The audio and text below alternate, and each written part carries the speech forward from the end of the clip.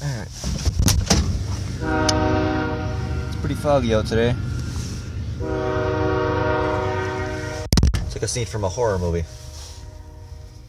But I'm going to start this thing after a couple days of sitting.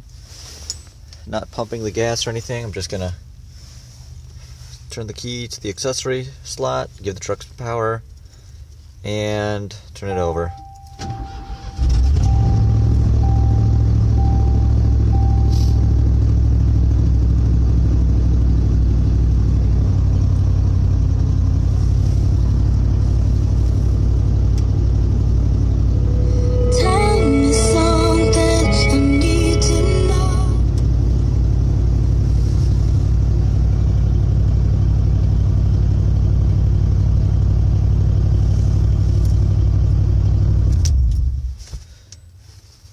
This thing is probably the easiest starting truck I've ever had or ever dealt with.